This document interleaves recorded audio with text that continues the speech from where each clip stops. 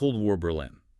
A city, I mean, quite literally torn in two, pulsating with secrets, shadows, and just this constant hum of, well, tension. Definitely. It's a place where the really personal stuff gets completely tangled up with huge global politics. Yeah, utterly tangled. You can't separate And them. that mix, it just creates such rich ground for stories, doesn't it? Everyone's under pressure, navigating all these hidden truths. Absolutely. And that's the world we're stepping into today. We're doing a deep dive into a fantastic novel, Ian McEwan's The Innocent. Ah, yes. Great book. It really merges this raw, very personal story with a genuine piece of Cold War history, the Berlin Tunnel, Operation Gold. Right, that massive covert operation, CIA, MI6, digging under the border to tap Soviet lines, a real intelligence effort. Exactly. And McEwan doesn't just use it as like a backdrop. He weaves it right into the character's life, his experience. So our mission today is to unpack all this. We'll follow this young Englishman, Leonard Marnham, dropped into this whole situation. We'll look at the official secrets he finds, but also the devastating personal secret he ends up creating. And how that initial innocence gets completely challenged, really lost in all this political complexity and, well, human messiness. Yeah, we'll pull out insights from the story itself, but also connect it to the real history McEwan uses.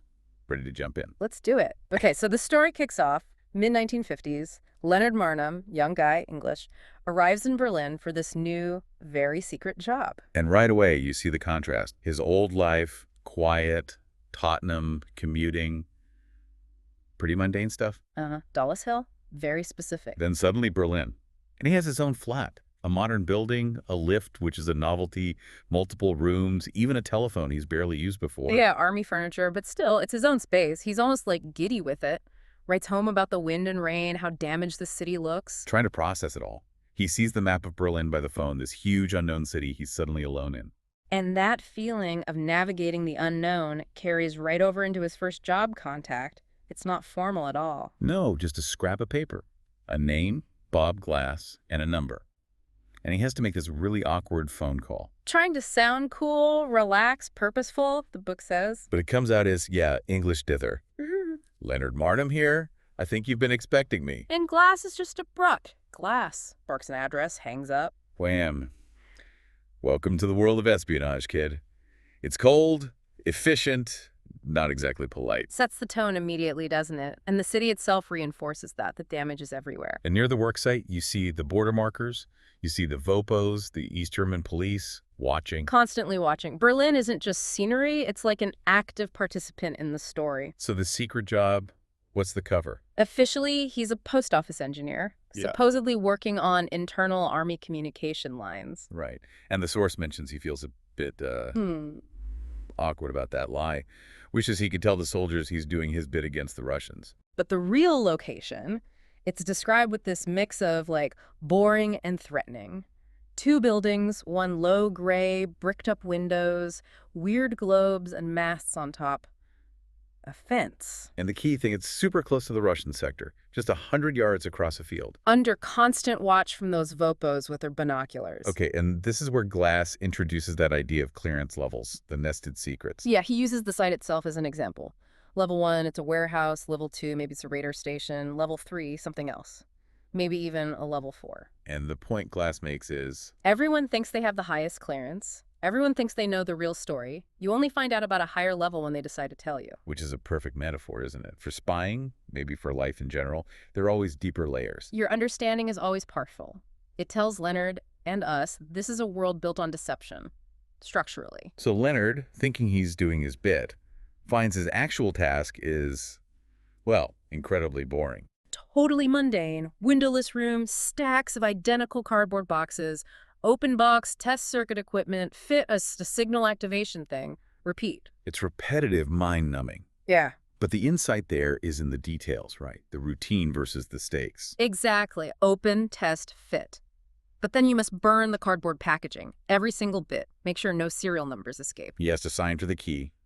Glass tells him he needs a whole new state of mind, calls it a war. But his daily reality is just this. Isolated, tedious, it strips away any glamour, shows the bureaucratic, almost absurd side of these big operations. Being a soldier here means opening boxes alone. And then there's the actual digging. The tunnel itself, it wasn't clean. No. They hit real-world problems. Mhm. A perched water table, which sounds technical but means, unexpected water. And famously, they routed the tunnel right through the drainage field of their own septic tank. They were digging through their own sewage. It's almost comical, isn't it? This huge, expensive, high-tech operation nearly derailed by plumbing. Basic, earthy problems. It really grounds the whole thing. And the source mentions the politics, too, getting the British involved partly for the special relationship optics. Right. Not just tactical, it's political cover. Alliances. Another layer. Okay, let's step outside the secret site. The novel shows us Berlin itself, the huge contrast between East and West. That first trip into East Berlin with Glass and the other American, Russell, it's very striking. Russell's doing this sort of historical commentary, naming streets. But it feels totally detached from the grim reality outside the car. Bomb damage, empty streets. The Brandenburg Gate looks darker once they cross. They end up at the Neva Hotel, supposedly the best place in East Berlin. But it feels muted, dark, quiet. The details are great. Russian champagne just for show. Musicians playing sad old songs to nobody. Empty dance floor, staff keeping Yeah. their distance. Feels like a stage set, almost. Yeah, desolate. A world turned down low. And the Americans give their takes on the Russians, reflecting that Cold War vibe. Russell talks about meeting them in 45. Expected heroes, found them cold. Distrustful, obstructive, cruel, just following policy. Glass puts it differently. He says he hates them, but it's the system he hates. Communism, he says, is miserable and inefficient. Points around the hotel lobby like, boy, have they found a way of minimizing happiness. And it's important, like you said, these are the characters' views in the book, their perspectives from that time. Not the author's necessarily, or ours. Right. Just reporting what's in the source. Leonard initially has this slightly naive view. Everyone remembered the 45 rapes. The Americans kind of gently correct him. Now, contrast that whole scene with West Berlin, specifically the Resi dance hall. Total opposite. Loud, lively, bright colors. Colored water fountains by the band, girls selling roses, those pneumatic tubes for messages. Remember those? Zipping around? Yeah. And the singer doing American songs like Too Darn Hot with a German accent. It's just bursting with energy. A kind of simulated American vitality, maybe. Miles from the East Berlin quiet. And it's there, in the Resi, that Leonard's personal world takes a huge turn. Yeah, but just before that, there's that weird theory from Bob Glass about language and secrets. Oh, right. His idea that consciousness, language. Yeah. It started when some early human saw a leopard alone, had a secret. Knowing something others didn't, that was the spark. Individuality.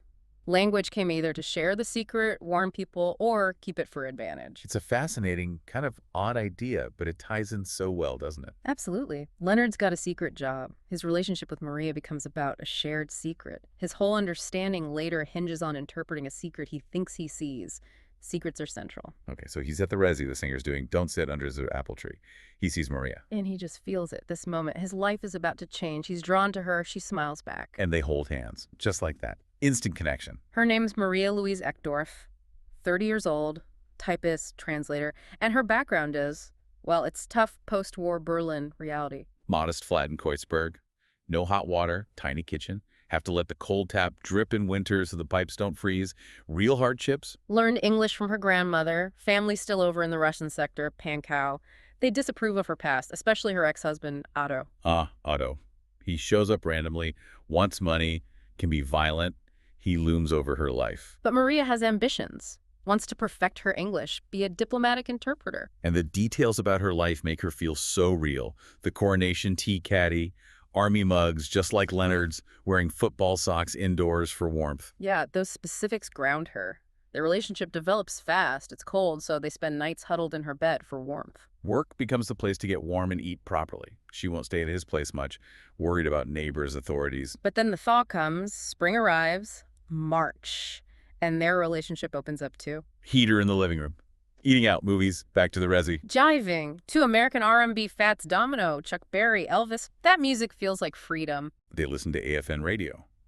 Sometimes hear Glass's friend Russell lecturing about democracy. But mostly they want the music. They build this little private world, finding connection despite the city's tension. But that past, Otto, it doesn't just disappear. No. The turning point is Otto's return.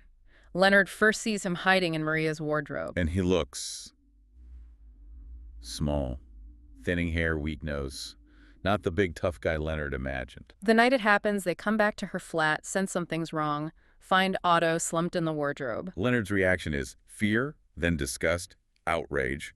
Maria's furious at Otto, but also frustrated with Leonard, like he doesn't get her history, asking why Otto's hiding there, sitting on my dresses while she's with Leonard. Leonard, still thinking in terms of rules, wants to call the police. Maria shuts that down fast, says the local cops know Otto, they won't help her. And then it just explodes. Otto attacks Leonard, kicks him, punches him hard. Pain, sudden, intense.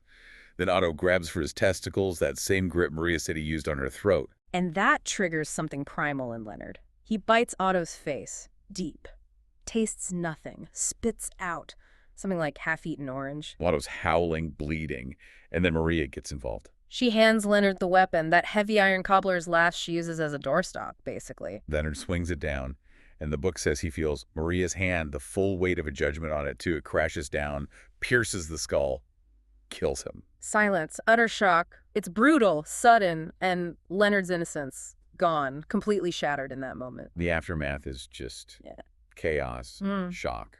But Maria shifts into practical mode really fast. Yeah, she says no police. Argues no one would believe self-defense, looking at Otto's head, face. They'd both go to prison for Totschlag manslaughter. They quickly agree on a cover story, just in case. And then the truly horrific part, the dismemberment.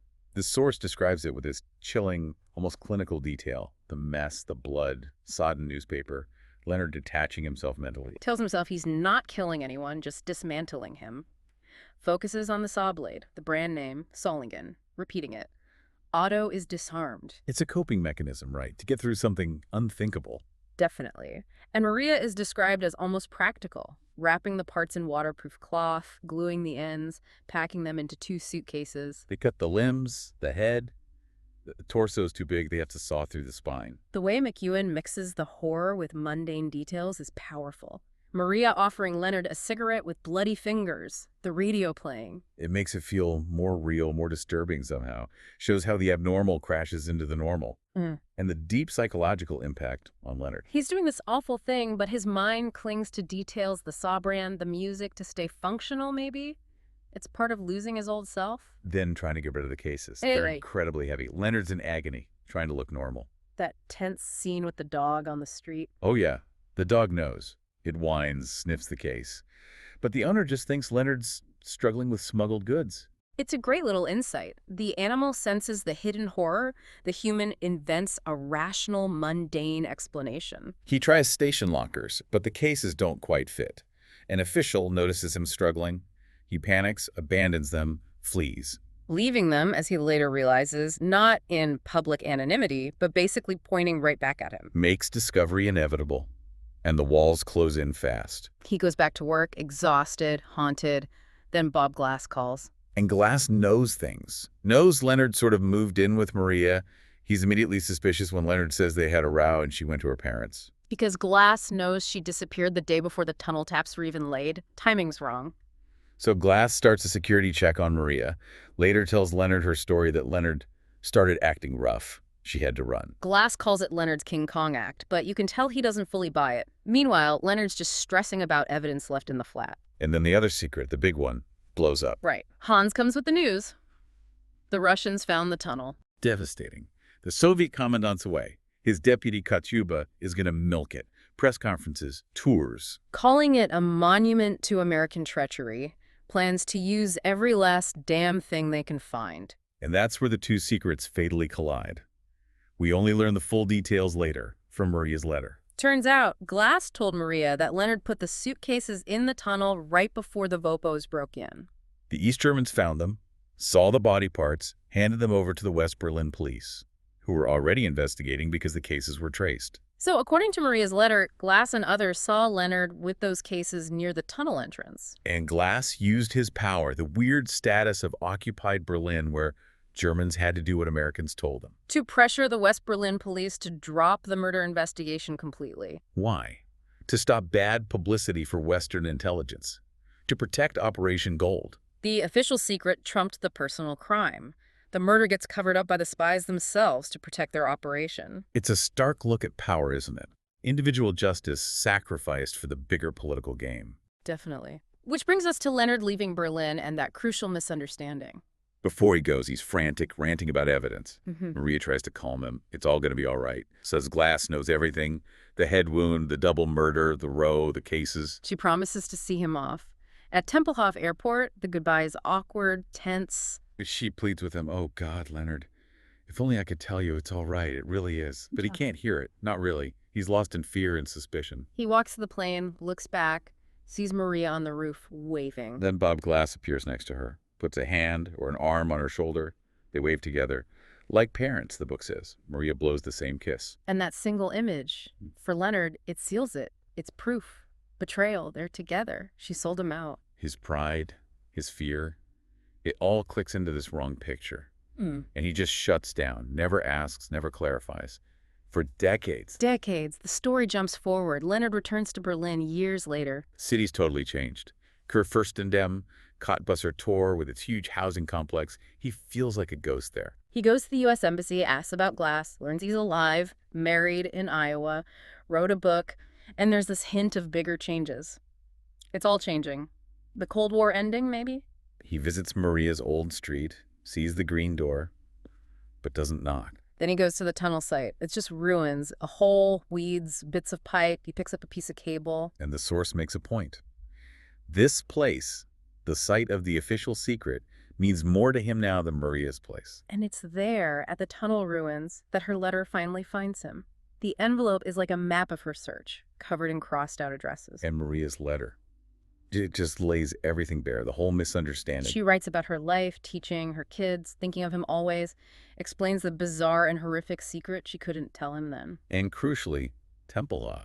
Bob just arrived late, saw her waving, joined her, that's all it was. She tried writing, but he'd stopped replying. She explains how her friendship with Bob started from gratitude. He covered up the murder and grew into affection, partly out of loneliness after Leonard left. They had an affair, married in '57. She looks back on their time, calls Leonard her kind and gentle Englishman. Says it was so easy, such fun, she never got closer to anyone. Wonders if men and women ever really understand each other. Feels what they had was special. And she's angry, too. At his English pride, retreating into silence instead of confronting them. Admits her own pride stopped her seeking him out later, fearing rejection. Reading it there, years later, at that site where both secrets met, Leonard finally gets it. The weight of time, unspoken words, his own pride, his assumptions. How they built this huge wall between them. He finally understands her feelings, the life they could have had, maybe. The truth. It's just, yeah, deeply poignant, melancholy. The personal tragedy is completely tied up in that world of secrets and partial truths they were both caught in. And that really wraps up our deep dive into the innocent. We've tracked Leonard's journey, naive arrival, the mundane face of spying, that shocking violence, the cover-up tangled with intelligence operations. And ending with that heartbreaking, decades-long misunderstanding fueled by pride, fear, and silence. It's such a powerful example of how fiction, using real history, can explore these universal things, right? Losing innocence, the burden of secrets. How unreliable our own perceptions can be. The massive consequences of just not communicating. Failing to ask the question. It definitely leaves you thinking, maybe the most damaging secrets aren't the big state ones, but the ones we keep from each other, or even ourselves based on fear, or what we think we know. Which does make you wonder, doesn't it? How much of our understanding of the people closest to us is actually solid, and how much might just be our own interpretation, our own assumptions filling the gaps? Something to ponder.